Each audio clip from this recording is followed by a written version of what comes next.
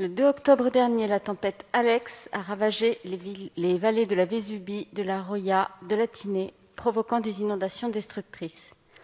Comme beaucoup de Françaises et de Français, nous avons été touchés par la violence de cette tempête et nous adressons nos pensées les plus sincères à celles et ceux qui ont tout perdu. Mais il est à redouter que le bilan soit plus noir encore. En effet, les données officielles ne prennent pas en compte les migrants en transit dans la région, car ces derniers sont hors des radars des services de l'État. À Vintimille, les conditions de vie extrêmement précaires des migrants ont empiré. La communauté paysanne Emmaüs Roya, qui accueille plusieurs réfugiés et demandeurs d'asile en son sein, estimait quelques jours après le drame ne plus être en mesure de livrer et vendre ses produits et donc d'assumer financièrement les charges liées à l'hébergement des compagnes et compagnons qui composent sa communauté.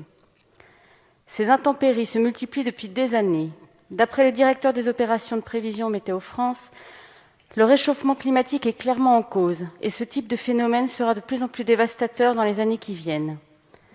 Au-delà du nécessaire devoir de solidarité auquel Fontenay-sous Nord de répondre, ce drame nous montre une fois de plus que la catastrophe climatique est là, qu'on ne peut plus l'éviter et qu'il est grand temps de nous organiser collectivement pour y faire face. Je vous remercie.